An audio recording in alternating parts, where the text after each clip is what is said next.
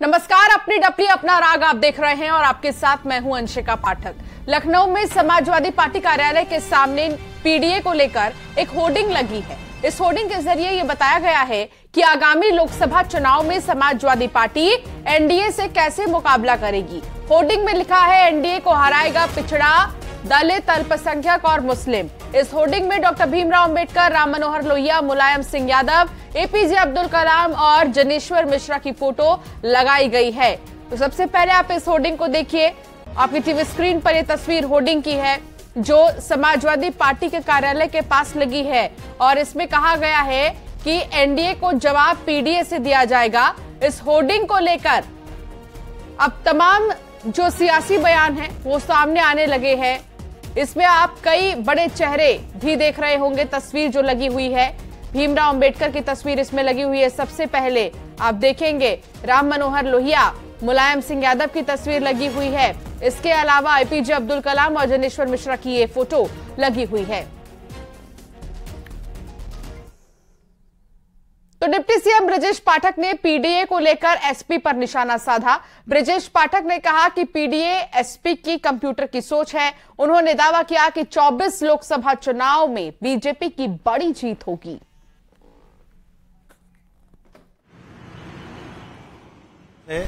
Samajwadi party वातानुकूलित कक्षों में बैठ करके नाम तय करती है, धरातल पर उनका कोई योगदान नहीं है।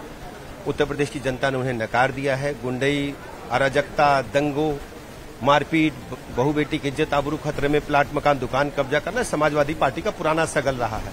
प्रदेश की जनता ने भारतीय जनता पार्टी पर दिन प्रतिदिन भरोसा बढ़ाया है और लगातार आदरणीय मोदी जी को आशीर्वाद अपना दे रही है। 2024 के चुनाव में एक तरफा बीजेपी को लोग वोट करेंगे। आप धरातल पर जाकर देखिए, समाजवादी पार्टी ने जो कृत्य किए थे जनता उन्हें कभी माफ नहीं करेगी। एक तरफ विपक्ष की बैठक होती है, दूसरी तरफ सर केसीआर से मुलाकात होती है। केसीआर जबकि अलग धड़के हैं। कोई मतलब नहीं है, ये विपक्षी गठबंधन का कोई मतलब नहीं है। केवल कुर्सी के लिए है, सत्ता के लिए है और बीजेपी देश के लिए लड़ रही है। आखिरी सवाल सर, ओम प्रकाश राजभर के जो आरोप विधायकों को लेकर, उसको कैसे देखते हैं? हमारी इस संबंध में कोई बात नहीं है। राजभर जी अच्छे नेता हैं, अच्छे लोग हैं। न्यूज 18 से बातचीत में यूपी के मंत्री जेपीएस राठौड़ ने एसपी पर जमकर निशाना साधा। जेपीएस राठौड़ ने कहा कि एसपी का पीडीए महज कागजों पर है। बीजेपी बिना भेदभाव के सभी वर्गों का विकास कर रही है। राठौड़ ने कहा कि लोकसभा चुनाव में यूपी की सभी 80 सीटें बीजेपी जीतेगी।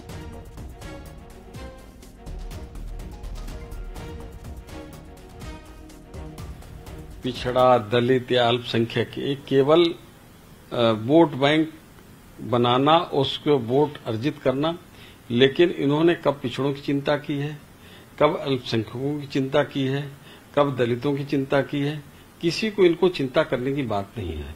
भारतीय जनता पार्टी, माननीय प्रधानमंत्री जी ने जो संदेश दिया है कि सबका साथ, सबका विकास और सबका विश्वास, सबका प्रयास, तो हम सभी लोगों को साथ में लेकर चल रहे हैं, सबका विकास कर रहे हैं और सभी लोग साथ में हैं।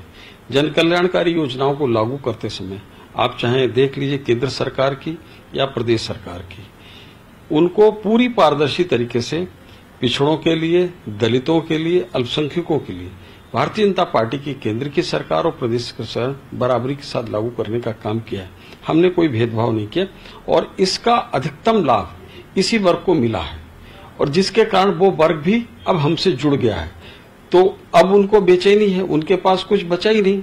आज के समय में समाजवादी पार्टी के नेताजी लोग कुछ भी कर लें, लेकिन भारतीय जनता पार्टी के साथ इस प्रदेश का मतदाता चट्टान की तरह खड़ा हुआ है और 2024 में 80 लोकसभा सीट भारतीय जनता पार्टी जीतेगी, इसमें किसी को संशय नहीं होना चाहिए। बीजेपी सांसद सुब्रत पाठक का बयान आया है यूसीसी को लेकर। यूसीसी का एआईएमपीएलबी के जरिए विरोध करने पर सुब्रत पाठक ने कहा कि जो लोग शरीयत को मानना चाहते हैं वो पाकिस्तान चले जाएं, ये देश एक कानून से चलेगा। All India Muslim personal law board के जरिए विरोध करने पर सुब्रत पाठक ने ये बयान दिया है और कहा कि जो लोग शरीयत को मानना चाहते हैं वो लोग पाकिस्तान चले जाएं, ये देश एक है और एक कानून चलेगा। भारत का विभाजन 1947 में संप्रदाय के नाम पर हुआ था, धर्म के नाम पर। उस समय के मुस्लिम लीडरान ने जो भी थे उस समय के ऊपर कहा था कि हम हिंदुओं के साथ में नहीं रह सकते और मुसलमानों को लिया जाए, एक अलग देश चाहिए, और उन्होंने अलग देश संप्रदाय के नाम पर ले लिया। तो जब वो एक देश मुस्लिम राष्ट्र बन गया तो जो बचा हुआ देश को हिंदू राष्ट्र नहीं होना चाहिए था क्या? तो जब हम हिंदू की बात करते हैं तो उस समय के ऊपर बंटवारे के बाद हमारे देश को मतलब एक तरीके सेकुलर देश बना दिया गया, सर्वधर्म समभाव। तो जब सर्वधर्म समभाव की बात है, जब सभी बराबर हैं, तो फिर कानून अलग अलग क्यों? और फिर ये लोग आज इस प्रकार की यदि जो धार्मिक बात यदि कर रहे हैं तो ये तो सरिया का मानने वाले लोग हैं। तो अगर ये सरिया को कानून को चाहते हैं जिसका भारत में कोई स्थान नहीं, तो अगर सरिया को मानते हैं तो इन्हें पाकिस्तान चला जाना चाहिए। और अगर इनको लगता है कि इनके पूर्वज नहीं गए इसलिए ये यहाँ के ऊपर हैं, तो जब इनको होश संभाला था इन्हें तब चला जाना चाहिए था। और अगर तब भी नहीं गए तो अब जब इनको लग रहा है कि भारत में ये आज विरोध करने उतरे हैं इस समान नागरिक संहिता का, तो इन्हें अब चले जाना चाहिए, क्योंकि भारत में तो एक कानून रहेगा कि हमारा तो संविधान यही कहता है, और हमारे संविधान में सब बराबर हैं, कोई बड़ा नहीं, कोई छोटा नहीं, कोई जाति नहीं, कोई पंथ नहीं, मजहब नहीं, भाषा नहीं, लिंग नहीं, पुरुष और महिला में भी कोई भेद नहीं है, यहाँ तो सब बराबर हैं। तो जब सब बराबर हैं तो सबके लिए क्या कोई अलग कानून होगा क्या? कि एक धर्म वाले 4 शादी करेंगे, दूसरा धर्म वाला 1 शादी करेगा? कैसे संभव है? यूपी कांग्रेस का कहना है कि यूपी में कांग्रेस सभी 80 सीट पर चुनाव लड़ने की तैयारी कर रही है। अगर हाईकमान गठबंधन पर फैसला करेगा तो भी सही है, अगर अकेले चुनाव लड़ना पड़ा तो भी कांग्रेस तैयार है। हर स्थिति में लड़ने के लिए तैयार है। गठबंधन अगर करते हैं, ऊपर से आदेश होता है, उस समय भी लड़ने को तैयार है। हम बिना गठबंधन के भी यहाँ चुनाव लड़ने की तैयारी कर चुके हैं, उसी की तैयारी चल रही है। ब्रजलाल खाबरी के बयान पर बीजेपी सांसद ने कहा, विपक्ष चाहे एक हो जाए या अलग रहे, हमें कोई फर्क नहीं पड़ता। वैसे भी ये लोग खुद को बचाने के लिए गठबंधन की बात करते हैं, लेकिन जनता का गठबंधन हमारे साथ है।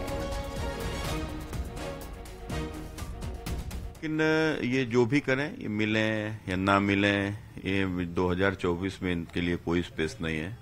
और उत्तर प्रदेश में तो सवाल ही पैदा नहीं होता। जिस प्रकार से उत्तर प्रदेश की जनता ने लगातार 2014 से अब तक भारतीय जनता पार्टी को जो समर्थन दिया था, इस बार उससे भी बड़ा समर्थन प्रधानमंत्री श्री नरेंद्र मोदी जी के साथ में उनके जनता का उनके ऊपर विश्वास है। अब यही कारण है कि जनता का विश्वास मोदी जी के साथ में है, लेकिन बहुत सारे ऐसे लोग जो मोदी जी को प्रधानमंत्री बनते नहीं देखना चाहते, तो वो इकट्ठे हो रहे हैं, उससे कोई फर्क नहीं पड़ता। मिशन 2024 को लेकर बीजेपी अपने संगठन में बड़ा बदलाव कर सकती है। जेपी नड्डा की टीम में यूपी से बीजेपी के कई नेताओं को जगह मिल सकती है।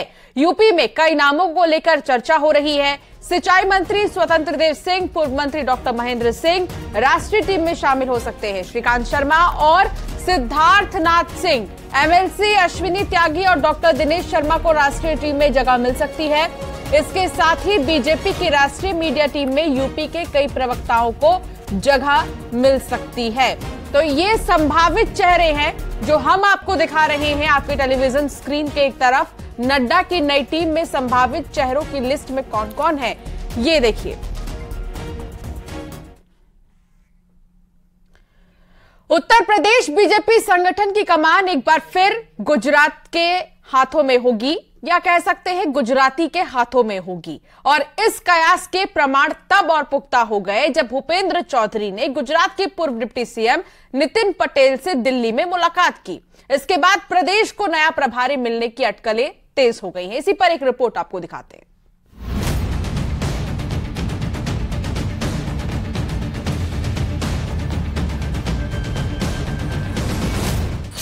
उत्तर प्रदेश से दिल्ली पर चढ़ाई के लिए बीजेपी संगठन में बदलाव किया जा रहा है।